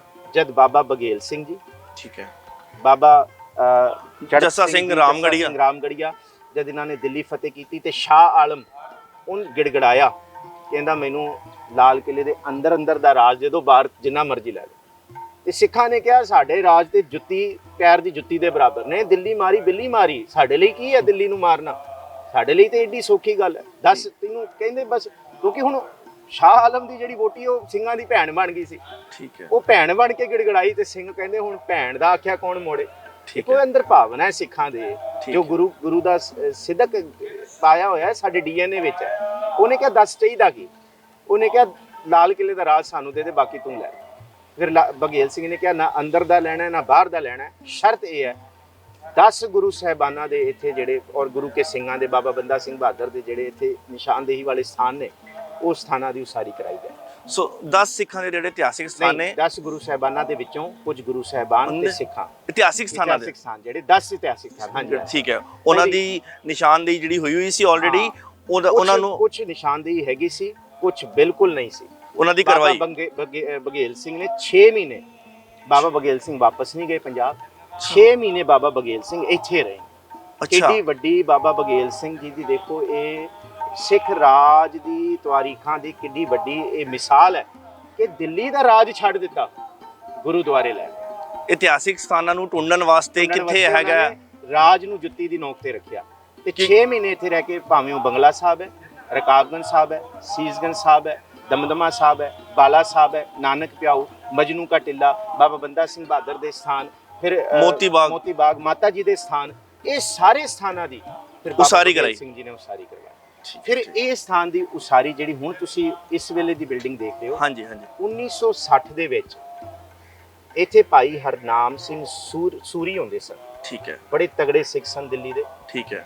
ਉਹਨਾਂ ਨੇ ਸਰਕਾਰੀ ਦਰਬਾਰ ਜਾਂ ਦਿੱਲੀ ਕਮੇਟੀ ਨੂੰ, ਕਿਉਂਕਿ ਸ਼੍ਰੋਮਣੀ ਕਮੇਟੀ ਦਾ ਇਜਲਾਸ ਪਾਸ ਹੋ ਗਿਆ ਸੀ, ਸਾਰਾ ਕੁਝ ਹੋ ਗਿਆ ਸੀ, ਕਿਉਂਕਿ ਇਹਦੇ ਵਿੱਚ ਜਿਹੜਾ ਇਤਿਹਾਸ ਹੈ ਨਾ, ਇੱਕ ਬੜਾ ਕਮਾਲ ਦਾ ਇਤਿਹਾਸ ਹੋ ਰਿਹਾ, ਠੀਕ ਹੈ, ਕਿਉਂਕਿ ਇਹ ਐਵੇਂ ਨਹੀਂ ਸਿੱਖਾਂ ਦੀਆਂ ਥਾਵਾਂ ਪ੍ਰਗਟ ਹੋਈਆਂ, ਇਹਦੇ ਪਿੱਛੇ ਬਹੁਤ ਲੰਬਾ ਇਤਿਹਾਸ। 1911 ਦੇ ਵਿੱਚ ਕੈਲਕਟਾ ਤੋਂ ਉੱਠ ਕੇ ਇੱਥੇ ਰਾਜਧਾਨੀ ਬਣਾਈ ਅੰਗਰੇਜ਼ਾਂ ਨੇ, ਹਾਂਜੀ, ਵਾਇਸਰਾਏ ਹਾਊਸ ਬਣਾਇਆ ਤੇ ਕਹਿੰਦੇ ਜੀ ਇਹ ਸਿੱਧੀ ਸੜਕ ਆਣੀ ਚਾਹੀਦੀ ਵਾਇਸਰਾਏ ਹਾਊਸ ਨੂੰ, ਹਾਂਜੀ, ਤੇ ਵਿੱਚੇ ਪੈ ਰਹੀ ਸੀ ਸੀਸਗੰਜ ਸਾਹਿਬ ਜੀ ਦੀ, ਰਕਾਬਗੰਜ ਸਾਹਿਬ ਦੀ ਕੰਧ, ਠੀਕ ਹੈ। ਇਹਨਾਂ ਨੇ ਕੀ ਕੀਤਾ, ਅੰਗਰੇਜ਼ਾਂ ਨੇ ਸੋਚਿਆ ਕਿ ਇੱਥੇ ਨਾ ਕੋਈ ਸਿੱਖ ਹੈ, ਨਾ ਦੂਰ ਦੁਰਾਡੇ ਕੋਈ ਸਿੱਖਾਂ ਦੀ ਵਸੋਂ ਹੈ, ਬੜੇ ਦੂਰ ਤੱਕ ਸਿੱਖ ਵਸੇ ਹੋਏ ਨੇ, ਪੰਜਾਬ ਕਿੰਨਾ ਦੂਰ ਹੈ, ਇਹਨੂੰ ਕੀ ਪਤਾ ਲੱਗਣਾ।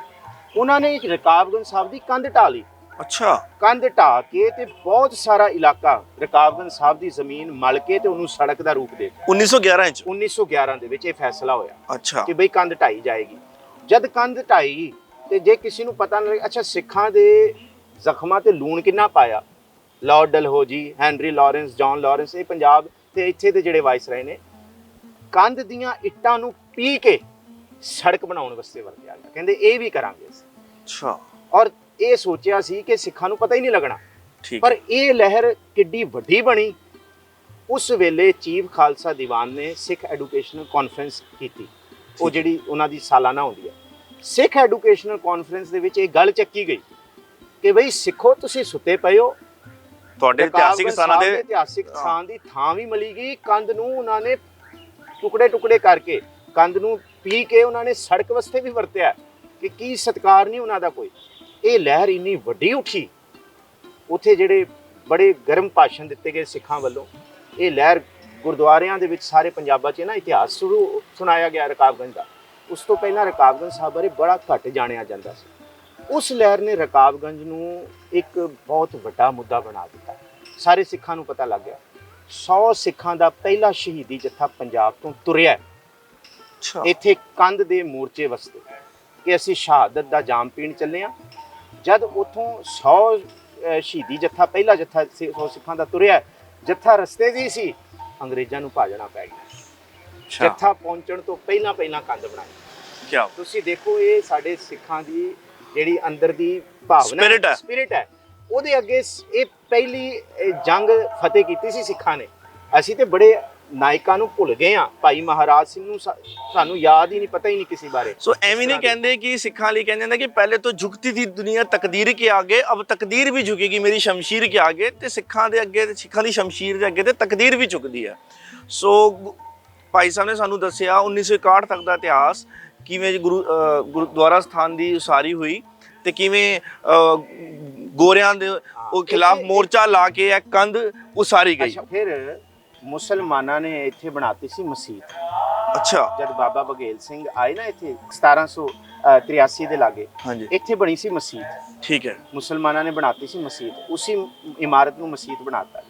ਬਾਬਾ ਬਘੇਲ ਸਿੰਘ ਨੇ ਕਿਹਾ ਜੀ ਅਸੀਂ ਪੱਟ ਕੇ ਵੇਖ ਲੈਂਦੇ ਹਾਂ, ਠੀਕ ਹੈ, ਜੇ ਤੇ ਕਲਸ਼ ਨਹੀਂ ਨਿਕਲਿਆ, ਨਿਸ਼ਾਨੀ ਨਹੀਂ ਨਿਕਲਿਆ, ਅਸੀਂ ਇਸ ਤੋਂ ਵੱਡੀ ਮਸਜਿਦ ਬਣਾ ਕੇ ਦੇਵਾਂਗੇ।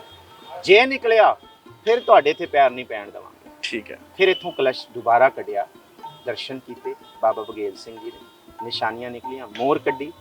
ਅੱਜ ਉਹ ਮੋਹਰ ਜਿੱਥੇ ਮਹਾਰਾਜ ਦਾ ਪ੍ਰਕਾਸ਼ ਸਥਾਨ ਹੈ ਉਹਦੇ ਥੱਲੇ ਭੋਰਾ ਸਾਹਿਬ ਹੈ, ਸੋਨੇ ਵਿੱਚ ਬਣਿਆ ਹੋਇਆ। ਉੱਥੇ ਮਹਾਰਾਜ ਜੀ ਦਾ ਸਰੂਪ ਵੀ ਹੈ, ਇੱਕ ਤੇ ਸਿੰਘਾਸਨ ਪਿਆ, ਨਾਲ ਗੁਰੂ ਤੇਗ ਬਹਾਦਰ ਸਾਹਿਬ ਜੀ ਦੀ ਮੋਹਰ ਪਈ ਹੈ। ਇੱਕ ਕਹਿੰਦੇ ਪੁਰਾਤਨ ਸ਼ਮਸ਼ੀਰ ਵੀ ਇੱਥੇ ਹੈਗੀ ਸੀ। ਸੋ ਫਿਰ ਇਹ 1960 ਵਿੱਚ ਹਰਨਾਮ ਸਿੰਘ ਸੂਰੀ ਨੇ ਇਹ ਇਮਾਰਤ ਬਣਵਾਈ ਹੈ। ਠੀਕ ਹੈ, ਆਪ ਹੀ ਸਾਰਾ ਉਹਨਾਂ ਦਾ ਪਰਿਵਾਰ ਨੇ, ਬੜਾ ਵੱਡਾ ਪਰਿਵਾਰ ਸੀ। ਸੋ ਅੱਜ ਤੱਕ ਫਿਰ ਇਹੀ ਇਮਾਰਤ ਜਿਹੜੀ ਸਾਡੇ ਕੋਲ ਵਰਤਮਾਨ ਸਮੇਂ ਦੇ ਵਿੱਚ, ਨਾਲ ਹੀ ਇੱਥੇ ਪਿੱਛੇ ਪ੍ਰਿੰਟਿੰਗ ਪ੍ਰੈਸ ਹੈ ਸਾਡੇ ਕੋਲ ਆਪਣੀ, ਠੀਕ ਹੈ, ਜਿੱਥੇ ਗੁਰੂ ਗ੍ਰੰਥ ਸਾਹਿਬ ਜੀ ਦੇ ਸਰੂਪ ਤਿਆਰ ਹੁੰਦੇ ਨੇ, ਠੀਕ ਹੈ, ਔਰ ਹੋਰ ਪੋਥੀ, ਔਰ ਪਿੱਛੇ ਹੀ ਸਾਡੇ ਕੋਲ ਲੰਗਰ ਹਾਲ ਹੈ, ਸਰਾਵਾਂ ਨੇ। ਔਰ ਸਭ ਤੋਂ ਵੱਡੀ ਗੱਲ ਕਿ ਪਹਿਲਾਂ ਸੀਸਗੰਜ ਸਾਹਿਬ ਦੇ ਵਿੱਚ ਦਿੱਲੀ ਸਿੱਖ ਗੁਰਦੁਆਰਾ ਪ੍ਰਬੰਧਕ ਕਮੇਟੀ ਦਾ ਦਫ਼ਤਰ ਸੀ, ਠੀਕ ਹੈ, ਪਰ ਹੁਣ ਉਹ ਦਫ਼ਤਰ ਇੱਥੇ ਹੀ ਆ ਗਿਆ ਗੁਰੂ ਗੋਬਿੰਦ ਸਿੰਘ ਭਵਨ ਦੇ ਵਿੱਚ। ਸੋ ਇਹ ਦਿੱਲੀ ਗੁਰਦੁਆਰਾ ਪ੍ਰਬੰਧਕ ਕਮੇਟੀ ਦਾ ਗੜ੍ਹ ਇਹ ਸਥਾਨ ਹੈ। ਤੇ ਨਾਲ ਇੱਥੇ ਲੱਖੀ ਸ਼ਾਹ ਵਣਜਾਰੇ ਜੀ ਦੀ ਯਾਦ ਦੇ ਵਿੱਚ ਬਹੁਤ ਵੱਡਾ ਹਾਲ, ਜਿੱਥੇ ਹਜ਼ਾਰਾਂ ਸੰਗਤਾਂ ਬੈਠਦੀਆਂ ਨੇ। ਔਰ ਸਟੇਟ ਦੇ ਸਭ ਤੋਂ ਵੱਡੇ ਸਮਾਗਮ, ਗੁਰਮਤਿ ਸਮਾਗਮ ਐਸੀ ਸਥਾਨ ਦੇ ਤੁਹਾਨੂੰ ਭਾਈ ਲੱਖੀ ਸ਼ਾਹ ਵਣਜਾਰਾ ਉਹਨਾਂ ਦੀ ਜਿਹੜਾ ਇਤਿਹਾਸਿਕ ਮਹਿਲ ਸੀਗਾ, ਜਿੱਥੇ ਉਹਨਾਂ ਦਾ ਸੰਸਕਾਰ ਵੀ ਹੋਇਆ ਸੀਗਾ, ਉਸ ਸਥਾਨ ਦੇ ਵੀ ਦਰਸ਼ਨ ਕਰਾਵਾਂਗੇ, ਉਸ ਸਥਾਨ ਵੀ ਤੁਹਾਨੂੰ ਦਿਖਾਵਾਂਗੇ। ਬਹੁਤ ਘੱਟ ਲੋਕਾਂ ਨੂੰ ਪਤਾ ਹੈ, ਅੱਜ ਕੱਲ੍ਹ ਉਹਨੂੰ ਹੌਂਟ ਪਲੇਸ ਵੀ ਕਹਿੰਦੇ ਨੇ, ਕਿ ਭੂਤ ਪ੍ਰੇਤ ਵਾਲੀ ਜਗ੍ਹਾ ਹੈ, ਉੱਥੇ ਲੋਕੀ ਜਾਂਦੇ ਨਹੀਂ। ਭਾਈ ਸਾਹਿਬ ਜੀ ਨੇ ਜਿਵੇਂ ਦੱਸਿਆ, ਬੜੀ ਕੋਸ਼ਿਸ਼ ਕੀਤੀ, 2015 ਵਿੱਚ SGPC ਨੂੰ ਵੀ ਚਿੱਠੀ ਪਾਈ, ਹੋਰ ਜਗ੍ਹਾ ਵੀ ਚਿੱਠੀਆਂ ਪਾਈਆਂ ਕਿ ਉਸ ਜਗ੍ਹਾ ਨੂੰ ਮੁੜ ਸੁਰਜੀਤ ਕੀਤਾ ਜਾਵੇ। ਪਰ ਆਓ ਤੁਹਾਨੂੰ ਅਸੀਂ ਉਸ ਜਗ੍ਹਾ ਦੇ ਵੀ ਦਰਸ਼ਨ ਕਰਾਉਂਦੇ ਹਾਂ।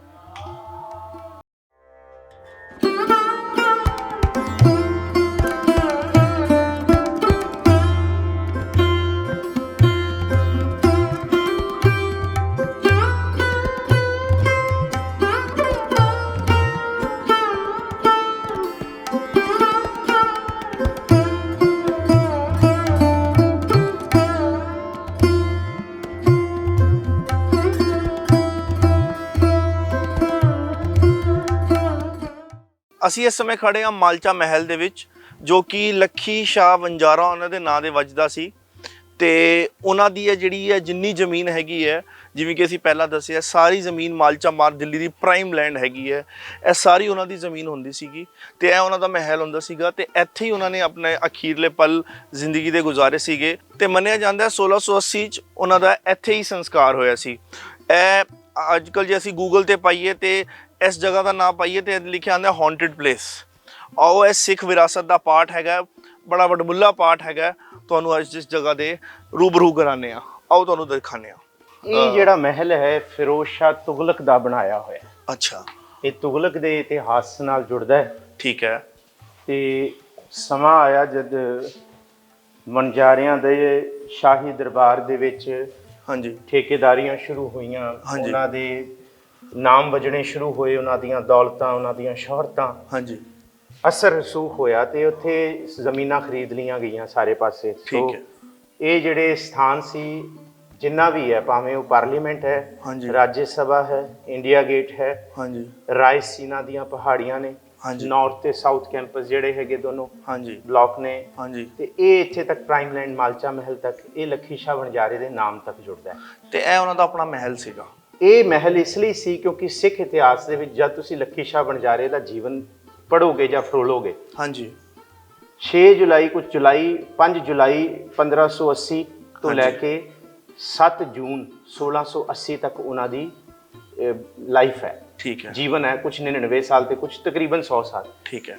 ਜਿਹੜਾ ਉਹਨਾਂ ਦਾ ਆਖਰੀ ਸਮਾਂ ਹੈ ਨਾ, ਲੱਖੀ ਸ਼ਾਹ ਵਣਜਾਰੇ ਦਾ, 7 ਜੂਨ 1680 ਉਹਨਾਂ ਦਾ ਸੰਸਕਾਰ ਇੱਥੇ ਹੋਇਆ। ਠੀਕ ਹੈ, ਠੀਕ ਹੈ। ਤੇ ਇਹ ਸਿੱਖ ਕੌਮ ਇਹਨੂੰ ਕਿਉਂ ਨਹੀਂ ਸੰਭਾਲ ਪਈ? ਇਹ ਸਿੱਖਾਂ ਕੋਲ ਜਿਵੇਂ ਬਾਕੀਆਂ ਇਤਿਹਾਸਿਕ ਸਥਾਨ ਸੀਗੇ, ਇਹ ਜਗ੍ਹਾ ਕਿਉਂ ਨਹੀਂ ਸਿੱਖਾਂ ਦੇ? ਬਹੁਤ ਸਾਰੀਆਂ ਐਸੀਆਂ ਥਾਵਾਂ ਨੇ ਜਿਹੜੀਆਂ ਸਿੱਖ ਇਤਿਹਾਸ ਦੀਆਂ ਅਜੇ ਖੋਜ ਦੀਆਂ ਮੁਹਤਾਜ ਨੇ। ਅਜੇ ਅਸੀਂ ਉਹਨੂੰ ਖੋਜ ਨਹੀਂ ਸਕੇ, ਅਸੀਂ ਲੱਭ ਨਹੀਂ ਸਕੇ, ਉਹਦੇ ਅਸੀਂ ਆਪਣਾ ਦਾਅਵਾ ਦਾਅਵਾ ਨਹੀਂ ਪੇਸ਼ ਕਰ ਸਕੇ, ਪ੍ਰਗਟ ਨਹੀਂ ਕਰ ਸਕੇ। ਉਹਦੀ ਲੜੀ ਵਿੱਚੋਂ ਇਹ ਲੜੀ ਹੈ ਇੱਕ ਮਾਲਚਾ ਮਹਿਲ। ਇਹ ਉਹਨਾਂ ਦੀ ਰਿਹਾਇਸ਼ਗਾਹ ਸੀ। ਹੋ ਸਕਦਾ ਹੈ ਸ਼ਾਹੀ ਦਰਬਾਰ ਵੱਲੋਂ, ਔਰੰਗਜ਼ੇਬ ਵੱਲੋਂ ਉਹਨਾਂ ਨੂੰ ਇਹ ਥਾਂ ਵੀ ਦਿੱਤੀ ਗਈ ਹੋਏ, ਇਹ ਵੀ ਹੋ ਸਕਦਾ ਜਾਂ ਉਹਨਾਂ ਨੇ ਇਹ ਥਾਂ ਖਰੀਦੀ ਹੋਏ, ਦੋਨੋਂ ਗੱਲਾਂ ਹੋ ਸਕਦੀਆਂ। ਪਰ ਸੀਗੀ ਉਹਨਾਂ ਦੀ, ਸੀਗੀ ਉਹਨਾਂ ਦੀ, ਇਹ ਕਨਫਰਮ ਹੈ। ਕਾਗਜ਼ਾਂ ਵਿੱਚ ਉਹਨਾਂ ਦਾ ਨਾਮ ਹੈ, ਇੱਥੇ ਉਹਨਾਂ ਦੀ ਰਿਹਾਇਸ਼ ਸੀ, ਇੱਥੇ ਰਹਿੰਦੇ ਸੀ ਔਰ ਅੰਤਮ ਸਮਾਂ ਉਹਨਾਂ ਦਾ ਇੱਥੇ ਬਤੀਤ ਹੋਇਆ। ਔਰ ਪੁਰਾਣੇ ਸਮੇਂ ਦੇ ਵਿੱਚ ਅੱਜ ਵੀ ਪੰਜਾਬ ਦੇ ਵਿੱਚ ਕਈ ਆਪਣੀ ਜੱਦੀ ਥਾਵਾਂ ਤੇ ਹੀ ਸੰਸਕਾਰ ਕਰਦੇ ਆ ਆਪਣੇ ਬਜ਼ੁਰਗਾਂ ਦਾ। ਇਹ ਸਾਡਾ ਪੁਰਾਤਨ ਜਿਹੜਾ ਪੰਜਾਬ ਦਾ ਇਤਿਹਾਸ ਕਲਚਰ ਚੱਲਦਾ ਹੁੰਦਾ, ਉਹ ਕਿਤੇ ਬਾਹਰ ਨਹੀਂ। ਕੋਈ ਬਹੁਤ ਮੌਤਬਾਰ ਸੱਜਣ ਹੁੰਦੇ ਆ, ਕੋਈ ਹਸਤੀ ਹੁੰਦੀ ਹੈ, ਉਹ ਆਪਣੀ ਜ਼ਮੀਨਾਂ ਦੇ ਵਿੱਚ ਹੀ ਸੰਸਕਾਰ ਕਰਦੇ ਆ, ਕਈ ਸਮਾਧ ਬਣਾਉਂਦੇ ਆ ਕੁਛ। ਇਹਦੇ ਤੇ ਅਵਧ ਵਾਲਿਆਂ ਨੇ ਦਾਅਵਾ ਕੀਤਾ, ਫਿਰ ਭਾਰਤ ਸਰਕਾਰ ਨੇ 1985 ਅਵਧ ਦੀ ਰਾਣੀ ਨੂੰ ਇਹ ਦਿੱਤਾ ਕਿਲਾ। ਫਿਰ ਉਸ ਤੋਂ ਬਾਅਦ ਇਹ 1993 ਤੱਕ ਉਹਦੀ ਧੀ ਤੇ ਮੁੰਡੇ ਰਹੇ ਨੇ, ਉਹ ਦਾਅਵਾ ਕਰਦੇ ਰਹੇ। ਫਿਰ ਇਹ ਇੰਡੀਅਨ ਆਰਕੀਓਲੋਜੀ, ਇੰਡੀਅਨ ਗਵਰਨਮੈਂਟ ਨੇ ਆਪਣੇ ਹੀ ਕਬਜ਼ੇ ਵਿੱਚ। ਸੋ ਮੌਜੂਦਾ ਇਸ ਸਮੇਂ ਇੰਡੀਆ ਆਰਕੀਓਲੋਜੀਕਲ ਡਿਪਾਰਟਮੈਂਟ ਦੇ ਉਹਨਾਂ ਦੇ ਡਿਪਾਰਟਮੈਂਟ 'ਚ ਹੈ। ਮੈਂ ਆਇਆ ਸੀ ਅੱਜ ਤੋਂ 6 ਸਾਲ ਪਹਿਲਾਂ, ਪਹਿਲੀ ਵਾਰ। ਠੀਕ ਹੈ। ਤਾਂ ਇੱਥੇ ਬਹੁਤ ਸਾਰਾ ਸਮਾਨ ਪਿਆ ਸੀ। ਅੱਛਾ। ਇੱਥੇ ਬਹੁਤ ਸਾਰੀਆਂ ਅਲਮਾਰੀਆਂ ਸੀ, ਇੱਥੇ ਬਹੁਤ ਸਾਰੀ ਕੱਪੜੇ ਸਨ, ਲੀੜੇ ਸਨ, ਫਰਨੀਚਰ ਵੀ ਸੀ, ਈਵਨ ਕਿ ਇਹਨਾਂ ਕਮਰਿਆਂ ਦੇ ਵਿੱਚ। ਜਦੋਂ ਹੁਣ ਤੁਸੀਂ ਛੱਤ ਤੇ ਚੜੋਗੇ ਨਾ, ਹਾਂਜੀ, ਤੁਹਾਨੂੰ ਪਤਾ ਲੱਗ ਜਾਏਗਾ ਕਿ ਕਿਵੇਂ ਇਹ ਰਕਾਬਗੰਜ ਰਾਇਸੀਨਾ ਇੱਕੋ ਸੀ। ਆਓ ਛੱਤ ਤੇ ਚੱਲ, ਆਓ ਛੱਤ ਤੇ। ਇਹ ਇੱਥੋਂ ਇਹ ਸਾਰਾ ਇਲਾਕਾ ਦੇਖੋ, ਬੜੇ ਸਾਰੇ ਪਿੰਡ ਨੇ। ਇਹ ਇੱਥੇ ਮਾਲਚਾ ਹੈ, ਇਹ ਮਾਲਚਾ ਮਹਿਲ ਹੈ। ਹਾਂਜੀ। ਟੋਡਾਪੁਰ ਹੈ, ਅਲੀਗੰਜ ਹੈ, ਜੈ ਸਿੰਘ ਨਗਰ ਹੈ, ਰਕਾਬਗੰਜ ਹੈ, ਰਾਇਸੀਨਾ। ਇਹ ਪੂਰੀ ਲੜੀ ਦੇ ਵਿੱਚ ਇਸ ਤਰ੍ਹਾਂ ਇਹ ਪਿੰਡ ਵਸੇ ਹੋਏ ਨੇ। ਇੱਥੋਂ ਲਗਾਤਾਰ ਇੱਥੋਂ ਲੈ ਕੇ ਇੱਥੋਂ ਇਹ ਪਤਾ ਲੱਗਦਾ ਕਿ ਇਹ ਸਾਰਾ ਇਲਾਕਾ ਇਹਨਾਂ ਦਾ ਸੀ। ਇਹਨਾਂ ਦਾ ਇੱਥੋਂ ਦਿਖ ਰਿਹਾ ਰਾਸ਼ਟਰਪਤੀ ਭਵਨ ਵੀ ਦਿਖ ਰਿਹਾ ਹੈ, ਨਾਲ ਹੀ ਰਕਾਬਗੰਜ ਹੈਗਾ। ਹਾਂਜੀ, ਨਾਲ ਰਕਾਬਗੰਜ ਸਾਹਿਬ ਹੈ, ਨਾਲ ਸਾਰਾ ਇਲਾਕਾ। ਸੋ ਹੁਣ ਇਹ ਜਿਹੜਾ ਇੱਕ ਸਿੱਖ ਰਿਆਸਤ ਦਾ ਬੜਾ ਵੱਡਾ ਇੱਕ ਪਾਰਟ ਸੀਗਾ, ਉਹ ਅੱਜ ਇੱਕ ਪਿਕਨਿਕ ਪੁਆਇੰਟ ਬਣ ਚੁੱਕਿਆ ਹੈ। ਤੇ ਨਾ ਤੇ ਸਰਕਾਰਾਂ ਨੇ ਇਹਨੂੰ ਸੰਭਾਲਿਆ ਤੇ ਨਾ ਹੀ ਸਿੱਖਾਂ ਨੇ ਇਸ ਵੱਲ ਧਿਆਨ ਦਿੱਤਾ। ਸੋ ਤੁਹਾਨੂੰ ਅਸੀਂ ਇਸ ਐਪੀਸੋਡ 'ਚ ਗੁਰਦੁਆਰਾ ਰਕਾਬਗੰਜ ਸਾਹਿਬ ਬਾਰੇ ਦੱਸਿਆ, ਲੱਖੀ ਸ਼ਾਹ ਵਣਜਾਰਾ ਦੇ ਮਹਿਲ ਦਿਖਾਇਆ। ਤੁਹਾਨੂੰ ਅਗਲੇ ਐਪੀਸੋਡ ਦੇ ਵਿੱਚ ਕੰਟੈਂਪਰੇਰੀ ਜਿਹੜਾ 1984 ਦਾ ਇਤਿਹਾਸ ਹੈਗਾ ਰਕਾਬਗੰਜ ਸਾਹਿਬ ਨਾਲ ਜੋ ਜੁੜਦਾ ਹੈ, ਉਹਦੇ ਨਾਲ ਤੁਹਾਨੂੰ ਜਾਣੂ ਕਰਾਵਾਂਗੇ ਤੇ 1984 ਜਿਹੜਾ ਮੈਮੋਰੀਅਲ ਹੈਗਾ ਉਹਨੂੰ ਤੁਹਾਨੂੰ ਦਿਖਾਵਾਂਗੇ।